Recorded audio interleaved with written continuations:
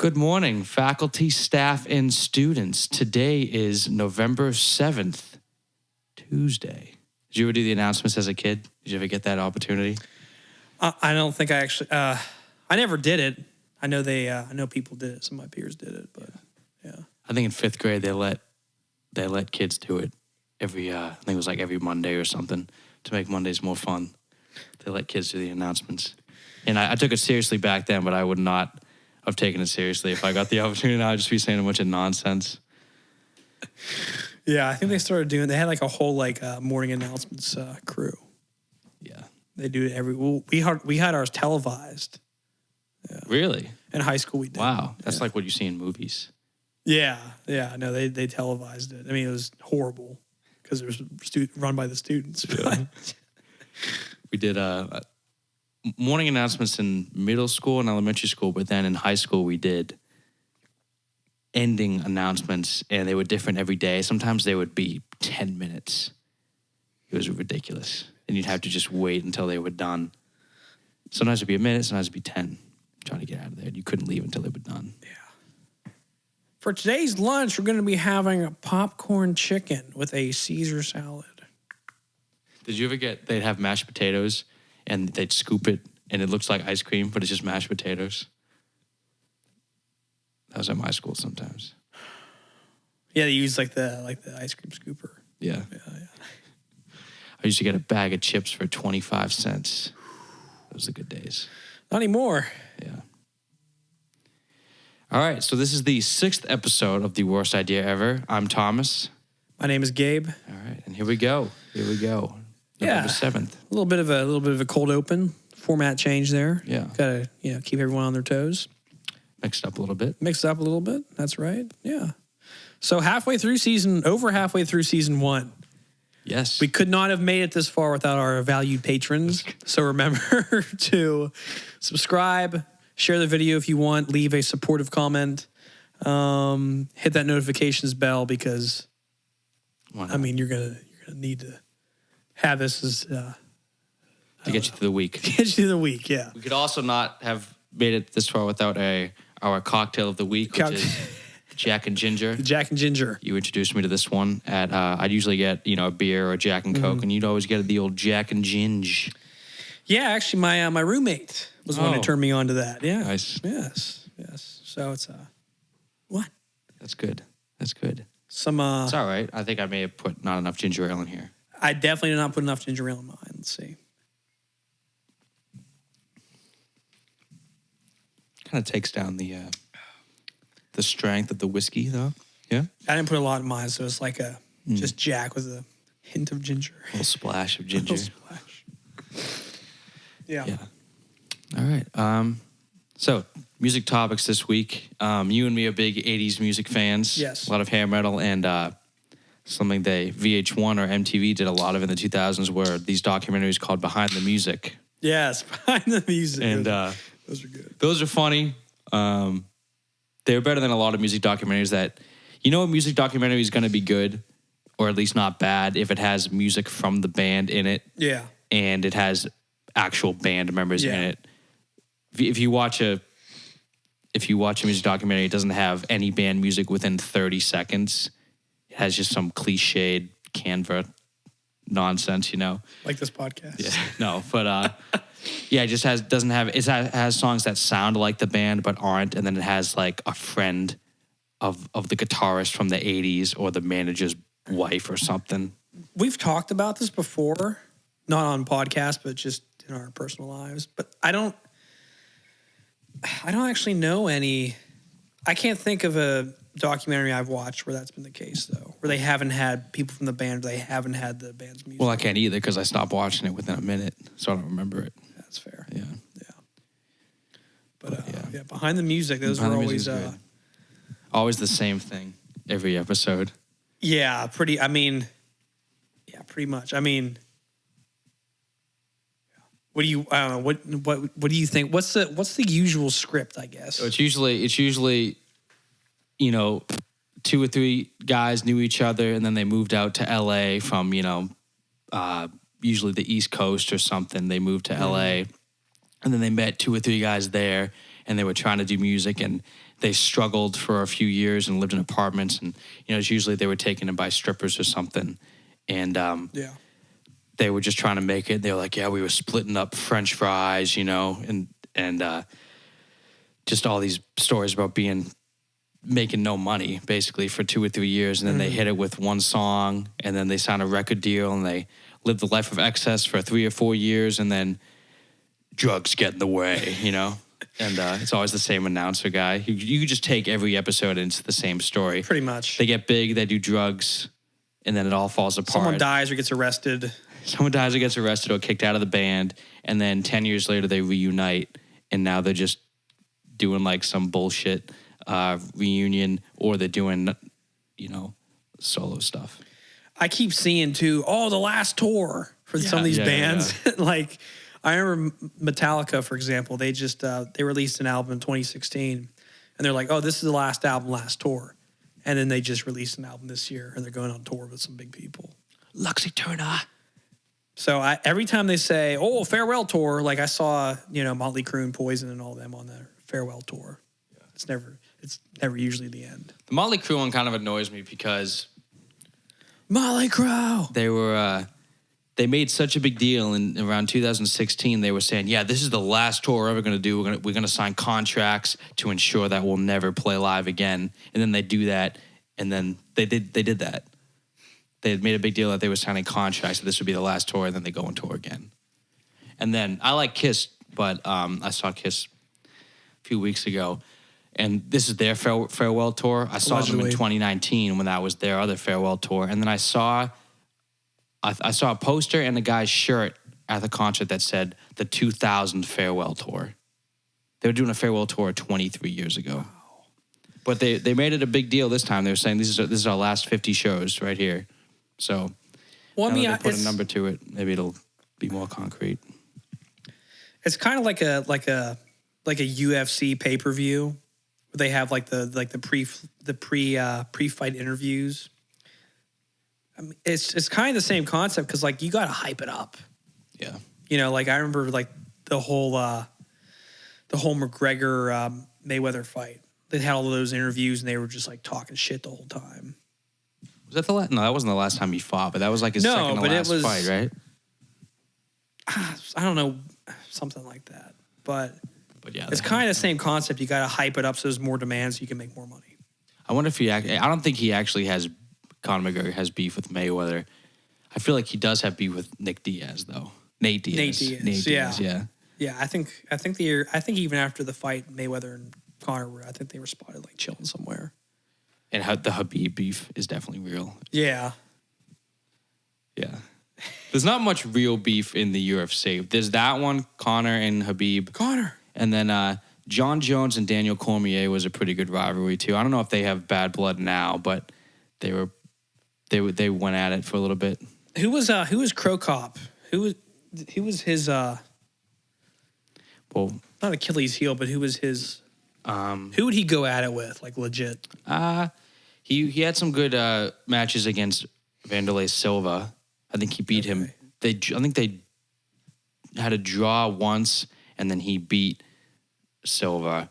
But I don't know if that was a rivalry. And then he went up against Fedor. Mm-hmm. He lost against Fedor. But I don't know if he had beef with too many people. Yeah. He was a pretty quiet dude.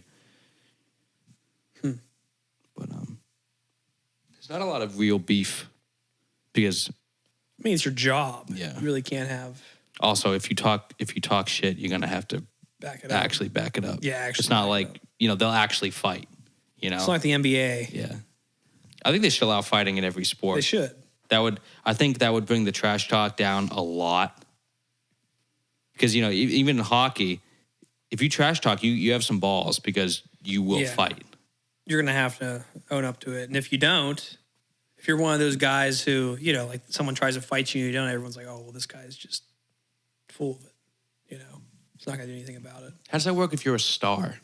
Like Sidney Crosby is not going to fight, but that's just like not expected. No one tries to fight him, right? I mean, sometimes he does, though. Really? Oh. He does. I know Ovechkin does sometimes, too. Really? Wow. Sometimes they do. But when you, especially as a fan or a coach, you see like your star player fighting, you're like, come on. Because they get hit. It's kind of selfish. it actually is kind of selfish. I mean, I like to see some emotion, but it's like, man, if this guy gets hurt, there goes a season. Yeah. But They usually have guys step in anyway. yeah, they just have the goons. The goons. The goons step in. Yeah, I see hockey fights sometimes where they're just like, you know, before the face-off, 2 wing guys would be like, "You want to go? Want to drop? All right." Tilly. And then they fight, and then like, "All right, good fight," and they just go back. Yeah.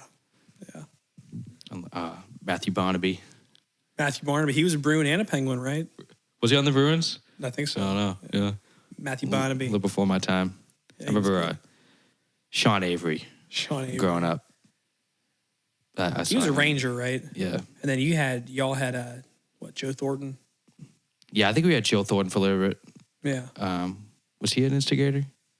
He was a fighter. We had Sean Thornton too, who I think was a fighter. No, Joe Thornton's someone else. Yeah, Sean Thornton. That's what I'm thinking of. Never mind. I thought Joe Thornton was on the Sharks. But Yeah, I think he was on the the Sharks. He's not. Never mind. Was he on the Bruins? I don't know. No. Okay, I was thinking of Sean. but yeah, Who else?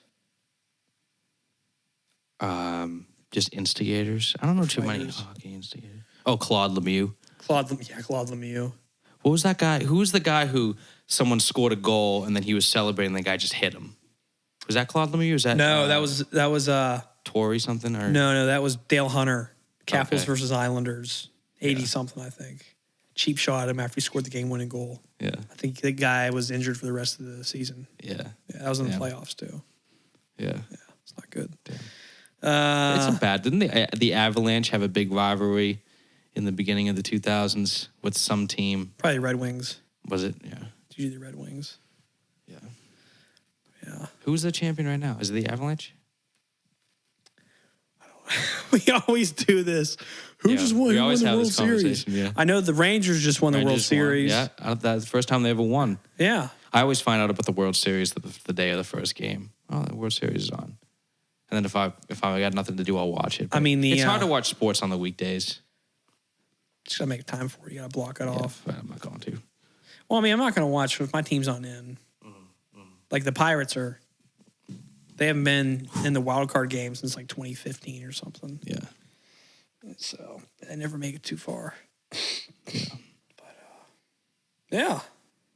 All right. Yeah, we'll get back to behind the music. But yeah, it's just the same thing. Guys move out to LA, struggle for a few years, have like 2 or 3 albums usually. Yeah. And then they fall apart, kick somebody out, or they all break up and then they reunite after a few years. This is the same thing. Same formula. Literally every band that Yeah. I think that's been on that show is the same thing. But because if there isn't a breakup in turmoil, the documentary is not going to be very Very good. interesting. Yeah. Yeah. Yeah, but those are still fun to watch. You always Yeah, get a few no, good quotes out of it. I didn't see any black ice on the. That's one of my favorite ones is the Metallica one. Yeah. We found this after dinner drink called Jägermeister. It made you extremely violent. I walked up and down that road. I didn't see no black ice. Yeah, their bassist died because their bus, apparently the bus driver said they slipped on some black ice or skidded on some black ice. And James is like, I walked up and down that road for a mile. I didn't see any black ice. Black ice. And, I'm trapped under black ice. that's good. I'm trapped under black ice. Blacktooth Grin. That was Pantera, right? Yeah. Blacktooth Grin. They had it behind the music too. Pretty much same thing. Yeah, same thing. But they didn't go to LA. I think they were in Texas and then they might have gone into LA at some point, but they were in Texas. I thought they were in Louisiana. I think Phil's from Louisiana. yeah. They may have been in Louisiana too, but I thought they were in Texas for a lot of their. I just killed my best friend and brought him back to life. I just killed my best friend. Yeah. Yeah, his friend was Phil Anselmo's, the singer of Pantera's friend, was overdosing, and Phil's like, "What do I do?" And he's just like, "I just loaded up and bam, punched him in the chest, and his lights came on. I just killed my best friend and brought him back to life." And then he's like, "I had a switch." When he's talking about drugs, like I had a switch, and that switch is turned off permanently. I love Dimebag. I love Tom Bagdale. Yeah. That's kind of that story is actually pretty sad because It was not self-induced. yeah. It just kind of happened. Yeah. I like Pantera and the doc behind this music was sad, but that was crazy because Well, half the band's dead now, right? Yeah. Is the The two. bassist still alive? yeah, the bassist is still alive. Well, Phil said I think Phil or no, I think it was Rex Brown who's the bassist. He said, yeah, if no, maybe it was Phil. He was saying Rex has those guys were heavy drinkers. Yeah. Like every day, like drinking. Well, all the time. what's in a Blacktooth Grin? I don't know, probably whiskey or they liked Crown Royal, so probably whiskey. And yeah, I don't know. Anyway, But yeah, I think Phil was saying Rex has severe liver issues or something. So yeah, if Dimebag was still alive, and probably Vinny had problems too. If those guys were still alive, they'd have severe liver issues, cirrhosis or something. weren't they using heroin too? I think Phil was. Phil was bad on heroin. I feel like Metallica's one of those huge bands. They really didn't. Did they really even do any drugs? I know they drank a lot. Yeah, I know. James drank a lot. Well, Dave. But, They all did. They all drank a lot. Yeah, I haven't heard. I don't feel like. Alcoholica. Yeah. I don't think Jason did a lot. But I know, yeah, James drank a lot. But you hear the most of substance issues from James. Yeah, I don't know. Did they do drugs? They probably did. I mean, I'm sure they did, but you didn't really hear about it. Yeah. Drugs and sex addiction. Yeah, he just got a rehab a while ago, right? A couple years. Yeah. That's pretty bad. Yeah. Sex rehab at 60. That ain't good. That ain't good. I have some severe demons. Yeah. It's a suicide of the mind, and I'm in a bind, and I'm running behind.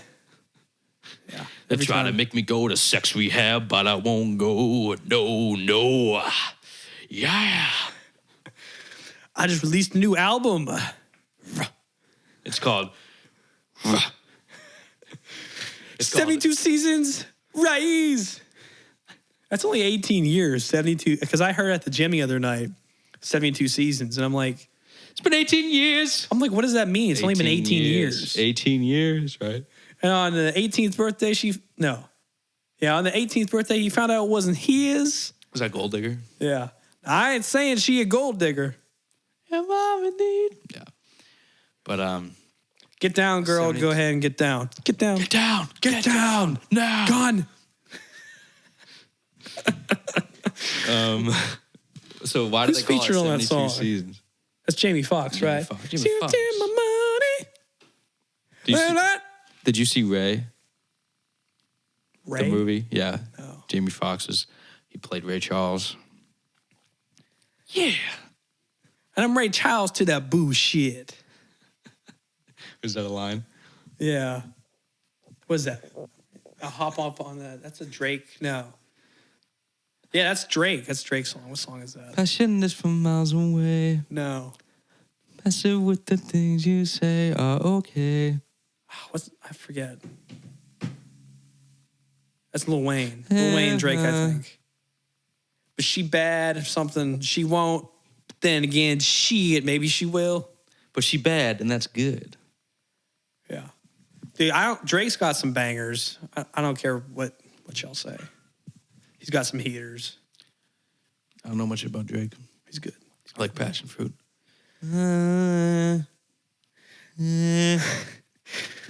What album was that off of? I don't know.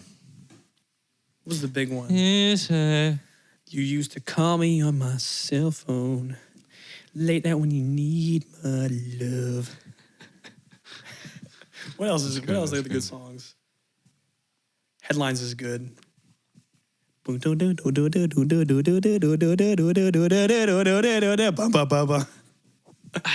That's good. Oh man, he's got some good ones. Oh man. Oh man. I was thinking of I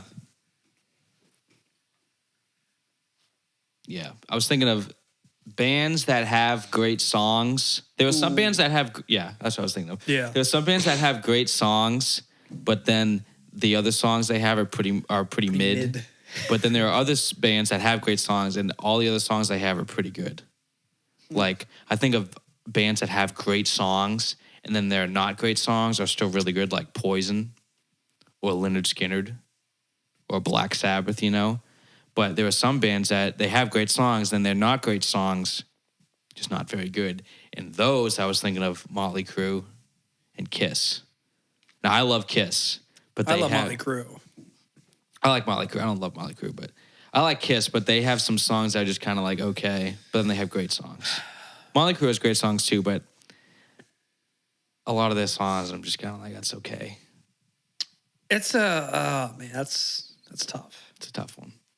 But because like sometimes, like I'm a huge Maroon 5 fan. We already talked about this many times, but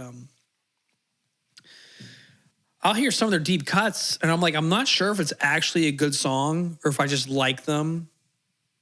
You know what I mean? Sometimes I'll be like, are these songs actually good? Especially like when you get into a band and they release a new album, and you're like, are the songs actually good, or is it just the same formula that I like because I'm used to it, or do I don't know, am I just a sucker for this band or artist? You know? Yeah, I guess that's a good point. That's gonna be hard to tell. Maybe you just really like the singer's voice, or you like the guitar or what he plays.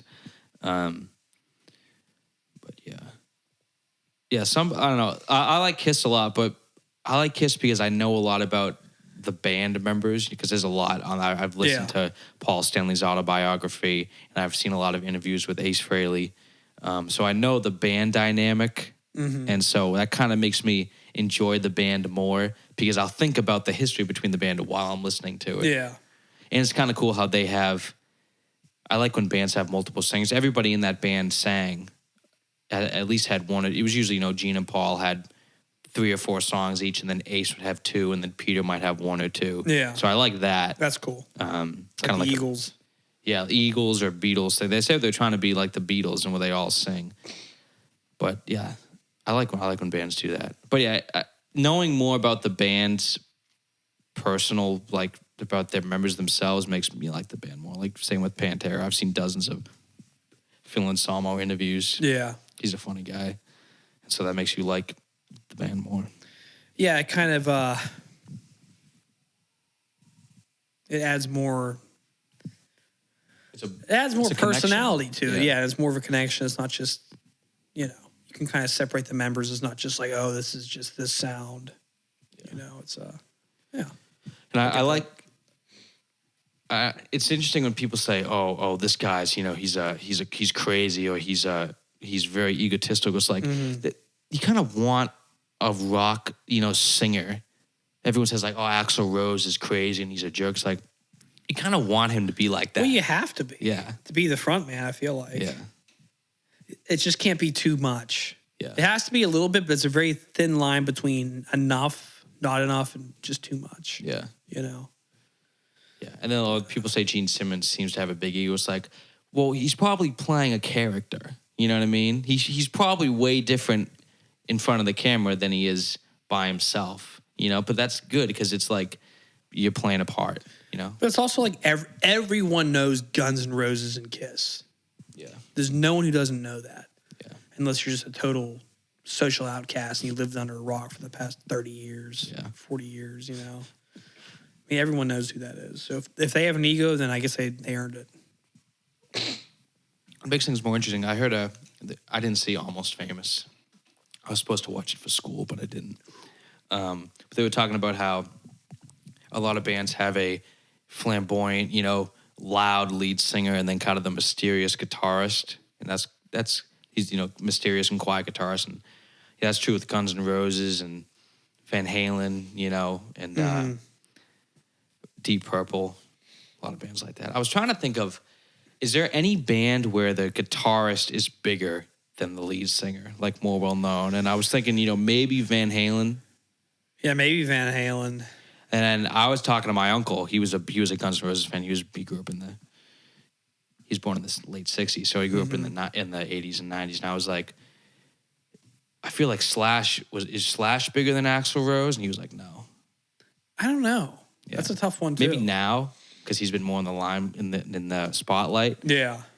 Because Axl Rose kind of became secluded a little bit, but I feel like that could have been one. But my uncle said that was not the case back in the '80s, which makes sense because and Slash is a pretty quiet guy. Yeah. But yeah, that's the only one I can think of. Van Halen, and then maybe, probably not, but Motley Crue. It usually goes singer, guitarist, bassist, drummer, right? But probably drummer over bassist. Really? Okay, yeah, probably. But Motley Crue is a singer, bassist, drummer, guitarist, probably, right? Yeah. Yeah, but but Van Halen was the only one that I could say maybe the guitarist was bigger than the lead singer, just because he was so good. Yeah. Huh. Interesting how that how everything's arranged like that. Yeah, it makes sense. It does make sense from music and a marketing standpoint. Bassists are usually, band stereotypes. I've been in a few bands and they're pretty true. Usually the lead singer is pretty outgoing, outspoken. Usually most of the issues stem from the lead singer. I've had lead singer issues before. Yes. The bassist is usually pretty quiet, and then the drummer is just the guy that everybody likes, usually. In the bands I've been in, that's how it's been. They're funny and they're just kind of easygoing, and everybody likes hanging around with them. And then the guitarist can either be a prick or he can be a okay guy. Yeah, at least I haven't really been in any bands except for one kind of. Little pygmy thing. What's that? Little pygmy thing. Yeah. But yeah, just from observing, you and your bands and other people I know and my brother, and it's just, it seems to be lead singer is, he's the front man, but that's usually where most of the issues stem from. And then the bassist usually just kind of there for the ride. Doesn't really have any strong opinions. The drummer's a good anchor or rock for the group. Pretty easy to get along with. Everyone likes him. There's not really any issues there. And the guitarist is either super chill or just a complete asshole. There's no in between, Yeah. Or a little bit of both. There can be a little bit of both. I've noticed that usually the better somebody is, the more humble they are. Because they know they're good. Yeah. They don't need to. Yeah. They don't need to bark. They have enough bite. But, I've seen some people play, and they're just acting like it bugs. I'm a guitarist, so if somebody acts like they're insanely good and they're not, it kind of annoys me.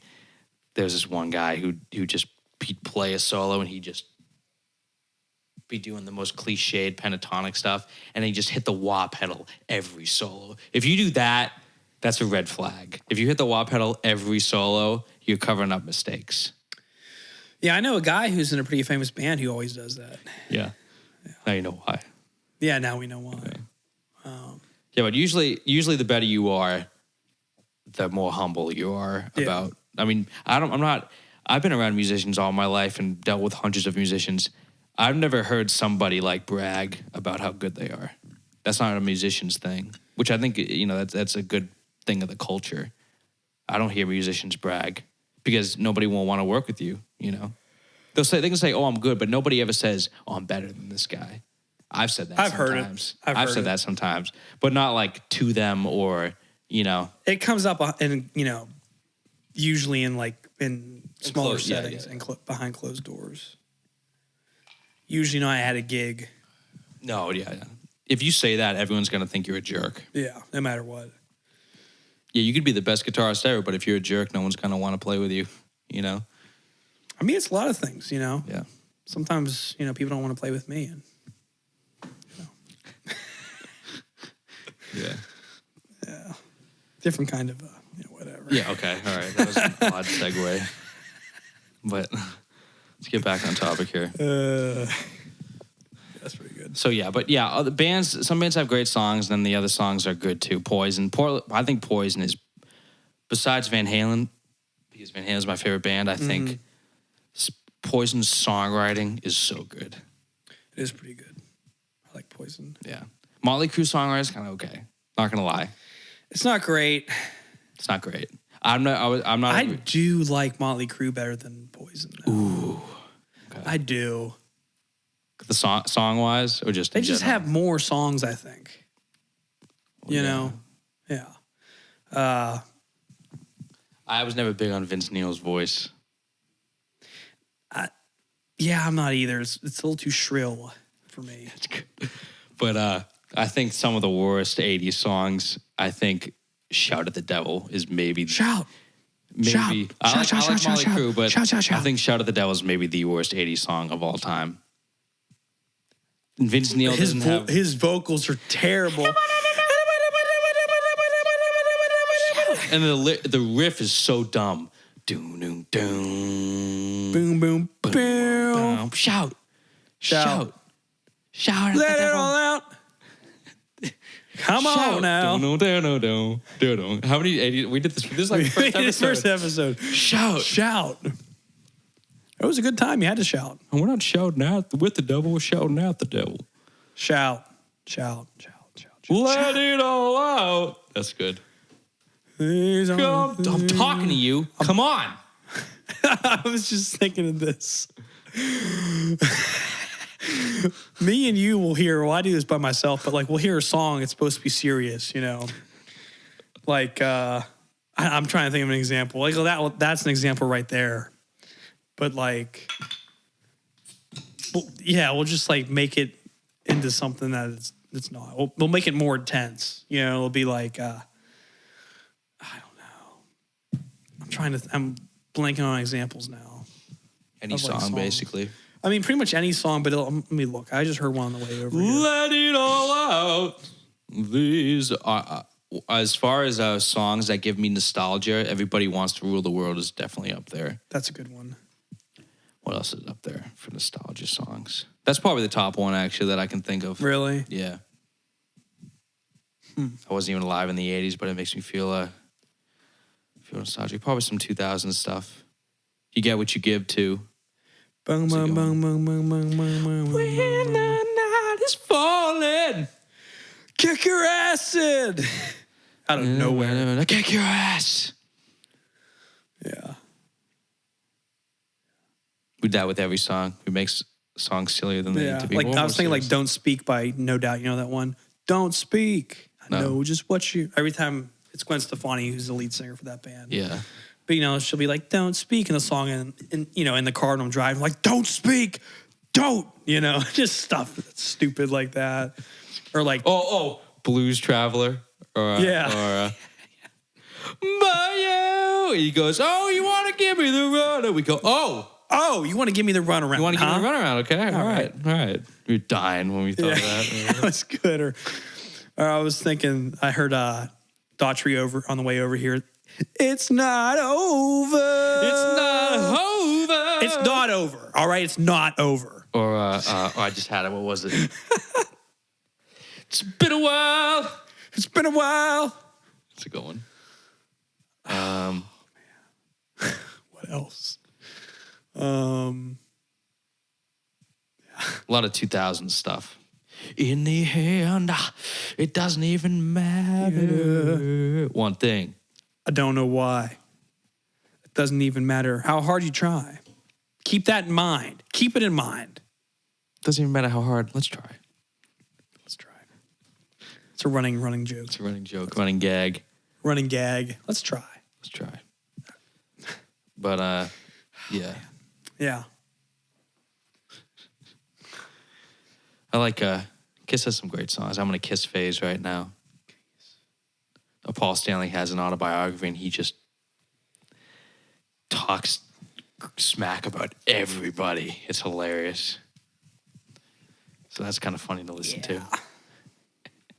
I'm not big on Kiss. It's the outfits and the makeup. Oh, I like that. I like the outfits. The outfits are okay. I like the makeup a lot. It's like, all right, dude. Well, that's their style. I don't like it. We like Poison's makeup. No, I don't. I just don't. It's not as noticeable as the Kiss face paint. I don't think they're whatever. I'm not gonna. I like their face paint. I was Gene Simmons for Halloween once. I know you were. That was good. We talked about this. I'm gonna go ahead and say God that. of Thunder. Say that Kiss is Don't say it. Don't say it. over. Oh, you know what? I gotta throw this one out here. We've waited enough time for this one, Okay. but I know someone else who's overrated. I'm gonna go ahead and say. No, don't say it. Do not say it. I know what you're gonna say. You know what? I've waited a respectful amount of time. Come on, dear. I wish I had a pencil thin mustache. Jimmy Buffett is overrated. There it is. There it is. I don't know about that. There it is. Great businessman. Really sold a lifestyle and a brand, but as a musician, I wish I had a pencil thin cock. Well, I guess we're gonna. We'll cut that out. We'll cut that out. Yeah. That's a running gag too. We'll cut that out. Totally uncut. Untamed and uncut. Did you ever watch that show? It's the animals going wild or something. I thought it was Girls Gone Wild. Well, that too. Dude, I saw that when I was little. That was good. My dad came. He was like, "What the hell is this?" And he turned it off. But what is this shit? It was called Untamed and Uncut, and it was animals. And then dude, you go back and you watch those shows like that and AFV, America's Funniest Videos. And then you change it to America's Funniest Home Videos. They just replay the shit like over an hour. They'd play maybe 30 clips. Yeah. It was ridiculous. Yeah. They play the same thing 3 times, like 5 times. That's funny. Oh man, I can't believe you said that on the podcast. We're It was a good joke. We are delving into a whole new realm, people. Podcast iceberg. You know the iceberg? Yeah. It's just getting more wild as the episodes go by. It's too good not to say, though. No, it's. I debated it, but it's too good. It's too good of a joke not to say. It was a good judgment call. It's going back and forth.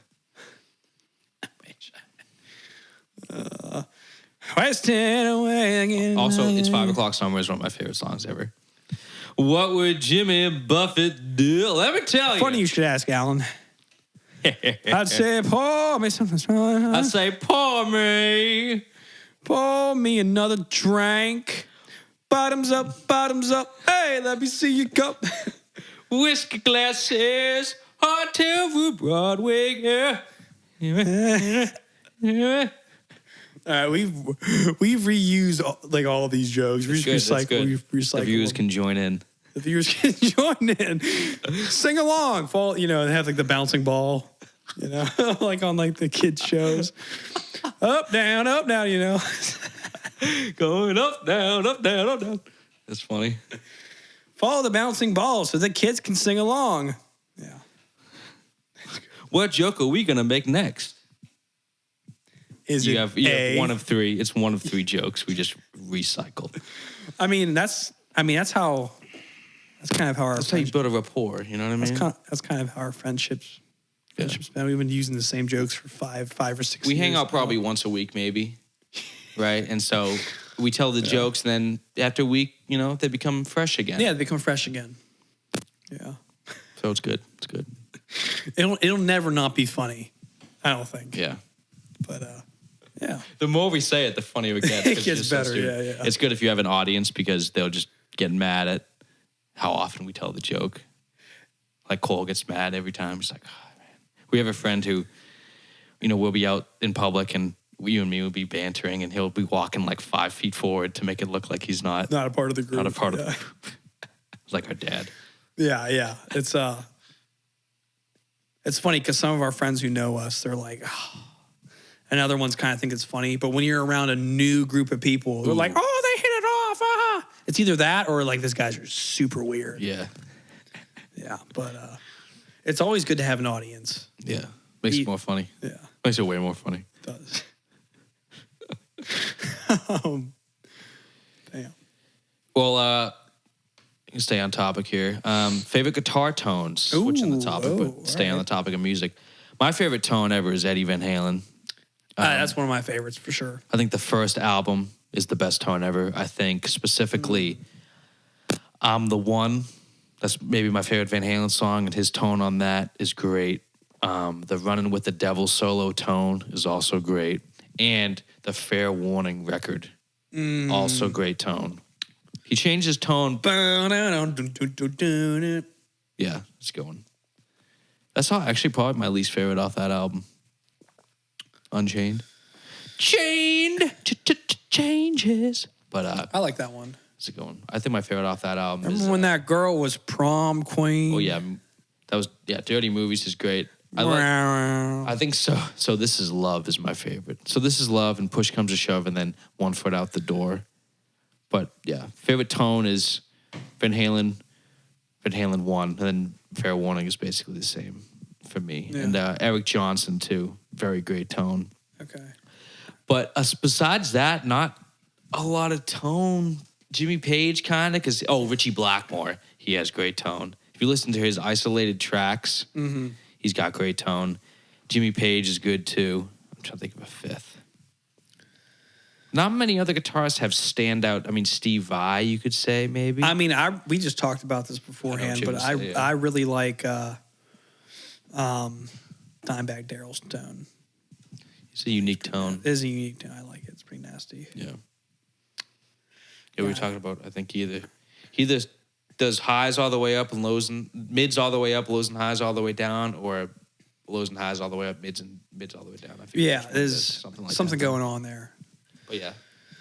I can't think of anyone else who's got super nasty tone off the top of my head. Yeah, I don't know.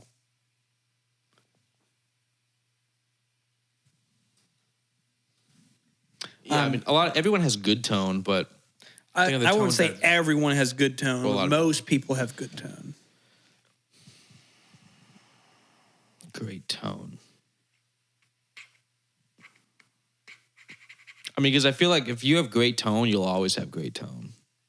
Yeah. You're not going to have great tone one album, but bad tone on the other. Your tone can change. Mm-hmm. But, I mean, Eddie Van Halen's known for his tone. So is Eric Johnson. Yeah. Those are, I think, the two most well-known for great tone. That's fair. Huh. I'm thinking of, the later you get, probably the better the tone is.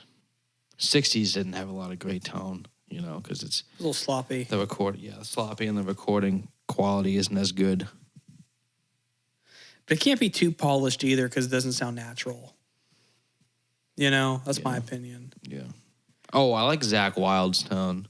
On the No More Tears album, I like how that album's mixed a lot. Probably on that album, the tone. The light in the window. Yeah, probably that album is my favorite Zakk Wylde tone. So I'll say those three: Eddie Van Halen, Eric Johnson, Zakk Wylde. And I mentioned the specific albums. Eric Johnson always has great tone. Yeah, I'm not more of a guitarist. I'm not as into it as you are, but I do really like Dimebag Darrell's and Eddie Van Halen. I really like those two. Yeah, I can't think of anyone else really. I mean, James Hetfield I like his rhythm tone, but a lot of that's layering too. Like the rhythm tracks on that album have 3 layers. Like triple tracked. Yeah, it's pretty crazy. But yeah, it is pretty insane that he can do that. Yeah. I've thought about, that's something, I think of what to practice on guitar. I've thought of, maybe I should get my down picking equal to his and just like. Is that Disposable Heroes, right? Yeah, it's not, I don't really care enough to, practice that. And also I feel like that's a good way to give yourself carpal tunnel. Well, you're more of a lead guy anyway, so. Yeah. That's more of a rhythm. And not many other people. Megadeth, too. Oh, Chris Poland. Chris Poland's tone is really good. I like his. Peace Sells, that was good tone. And then he has a solo album that I like the tone up to. So yeah, he's on the list also. Yeah. But yeah, I don't really play. Sometimes I think of that with sweep picking too. But I don't really listen to anybody who sweep picks, to be honest. Like, the only person I listen to regularly who sweep picks is Jason Becker. He was an 80s shredder. He was in David Lee Roth for like an album. Oh, really? For an album. He did one album with him. And he's the only one I really listen to that sweep picks. So I'm like, well, I don't listen to anybody who sweep picks, so I don't really want to sweep pick. Yngwie, sometimes. Oh, Yngwie's tone is good too. I feel like that's more of a a newer thing that's become more Yeah. popular in metal. Like 2000s, I want to say people start really sweeping. Yeah. But Yeah. I think you have to be careful with how much you sweep pick. Some guys sweep pick and they just don't stop. Yeah. You know, somebody's like, if you sweep pick for more than 5 seconds, it's kind of boring, honestly. yeah, it is.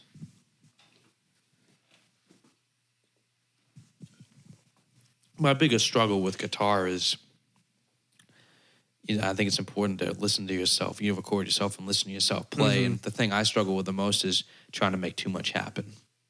I'll try to put too many notes in there, or try to play too fast, and it just doesn't sound. It doesn't sound mature, and it doesn't sound professional. I don't know if did we talk about this on the podcast? This topic, I don't think so. We might have. I think just knowing when to leave space. I think we did actually Yeah. with Julian. Oh yeah. But yeah, just knowing when to leave space and not try to force too much. Yeah. Something to be said about a tasteful solo. Yeah. Like I'll hear, like, for example, some John Mayer songs, and it's like, it's not, you don't listen to it, you're like, oh, that's nasty, but it's tasteful and it fits the song, but yeah, something to be said for something. Richie Blackmore's really tasteful. Yeah. I mean, he can play fast, but his solos on I Surrender and Since You've Been Gone, and just all of his solos, he's a really tasteful player. I'm trying to think of other tasteful players. I think Zakk Wylde is too, because Zakk Wylde can play. Like his solos on the his first album, No Rest for the Wicked with Ozzy, he plays some insane stuff there. Okay. The Devil's Daughter solo, I showed it to you, is one of the is. Yeah, I was never huge on that one, but what he's playing is very hard to play. Yeah. But then I feel No More Tears, he kind of stepped back, and I think that's because he said, and Slash too. When Eddie Van Halen came out, everyone was trying to be wicked flashy and fast. And Van Halen's fast, but he's not like, compared to the guys out now, he's not insanely fast. Yeah. You know what I mean? And I think he's wicked tasteful. Van Halen, for me, is the perfect mix of tasteful and fast. well, and but- great tone. Yeah, too. great tone That's just too. the And trifecta. feel. Yeah. And so it makes sense that, Slash and Zakk Wylde were more the late 80s. So they kind of took a step back from all the flashy. They played Les Pauls instead of, Strat body types, and they kind of simplified it. It's also a little bit different with their styles of music. Like, Eddie's like, it's like hair metal, glam metal, whatever. And then I never really thought of Van Halen as hair metal, to be honest. I kind of do. I mean, not really, but kind of. 1984 was, but everything before that was kind of like, Because they were rock. they started, if they were the first hair metal band. they started like in the 70s. 78, yeah. Yeah, so they were kind of ahead of it. But I don't really consider Guns N' Roses that either. I consider Guns N' Roses more hard rock, Yeah. and then Zakk Wylde stuff's like metal. I feel like They said glam metal. They used to call it glam metal. Or hair metal. Yeah. I don't really call it hair metal. I feel like Van Halen and Guns N' Roses are kind of hard to put into a category because they're kind of, I don't, yeah. When I think of hair metal, I think of Poison, Motley Crue, Rat, Def Leppard. Great White. Yeah. Who else? Warrant. Kicks. Kicks. I don't know Kicks. No Kicks. Cold blood is all Bullet Boys. you bleed. Guys like that. Yeah. Cinderella. White Snake. White Snake. Survivor. Yeah. No, Survivor's not really hair metal. It's the But yeah, so Van Halen, David Lee Roth looks pretty hair metal. And his singing style is very hair metal. Yeah. Yeah, I don't know. They're anyway. Yeah. Well, so we did favorite guitar tones. We'll conclude, I think, with favorite singers' voices. Okay. Just the sound of their voice. For me, Steven Tyler, I think, is my favorite singer. Love the sound of his voice. Great rock singer. I do like Phil Anselmo. I wish Phil Anselmo sang more quiet and relaxed, you know, because in Cemetery... Scream. Yeah. Yeah, in Cemetery Gates, in the quiet section, the quieter section, he sounds great. In Hollow, he sounds good. Floods. That's a little different, but yeah. They have a lot of distortion on his voice in that one. Yeah, but yeah, Cemetery Gates. I wish he sang more like that because he sounds so good, just chilling out like that. Yeah, so Steven Tyler, Phil Anselmo. I like Jim Morrison too. Good deep voice. I do like Bret Michaels also. Scott Weiland. Scott Weiland's good. And Lane Staley. Yeah, I was going to say Lane Staley is one of mine. Yeah. I say Lane Staley. Dave Lee Roth. I like Adam Levine's voice. A little bit of change of genre. Anymore.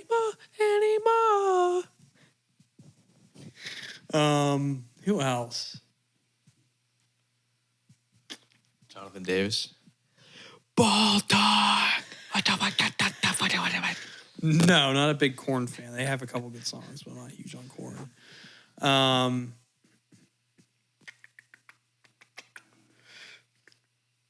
like Chester Bennington's voice. I've become so numb. Ball talk. I do like George Michael's voice too. Really? Yeah, it's a good voice.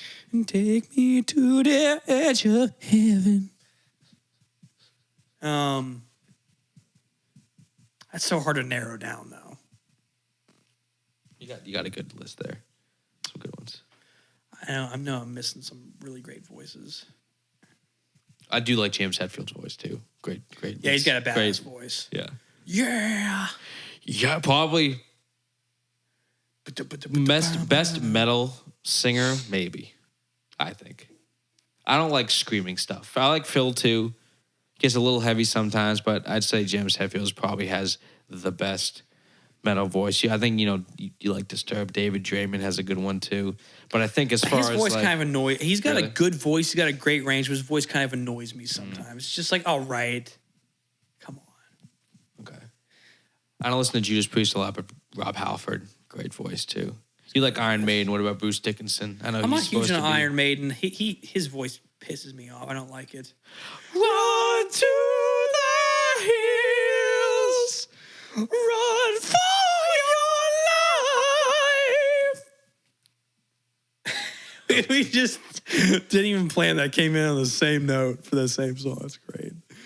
Wow, wow, wow, wow, wow, wow, wow, wow, wow, wow, wow, wow. You take my life, but I take yours. What else? We're talking a lot about metal. I don't like. I'm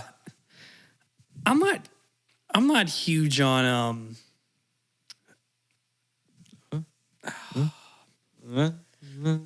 I'm not huge on M Shadow's voice.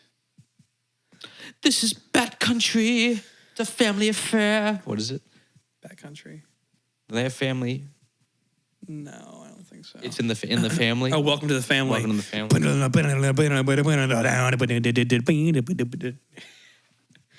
Ross Claypool. Yeah. Scott Stapp. Creed's having a comeback. I know. Can you take me higher? Hold me now. 6 inches. Can you get me? With arms wide open. Everything has changed. Yeah, I was out like TikTok. That's what TikTok 4 will do days. for I you. was out like 4 days last week, but I was on a 4-day bender. I just got off a 4-day bender, but I was out Friday night and they were playing Creed in like the bars downtown. What song? Like the bands or the music? Both. Ooh. Yeah, I was like, I heard like Creed at every bar we went to. What song? Got to be higher or probably higher. Higher was what I heard all downtown every single time. Can you take me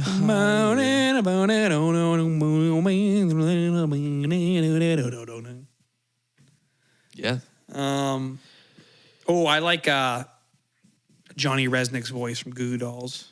Okay. So why don't you slide? So why don't you ride? So why don't you ride? That's cool. I do like Barry Manilow's voice. Her name was Lola.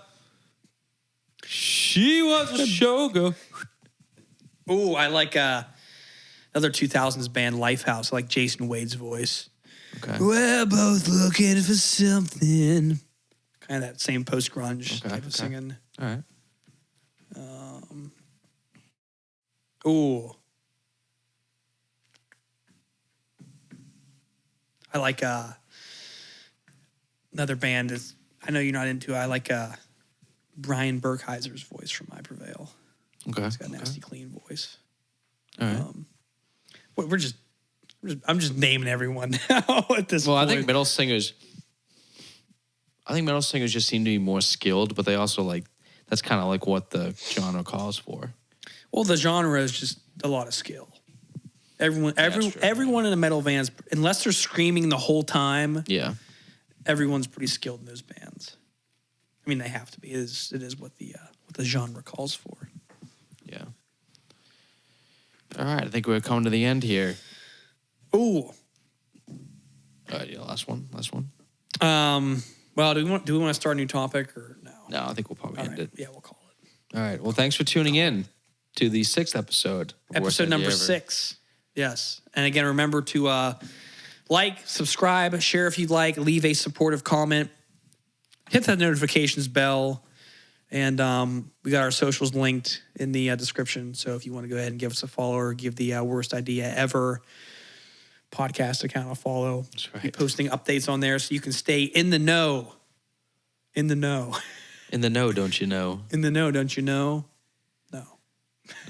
That's good. But right. if you want to stay updated with the latest latest releases and other pertinent news, you can follow that account. But as always, thanks again. Signing off.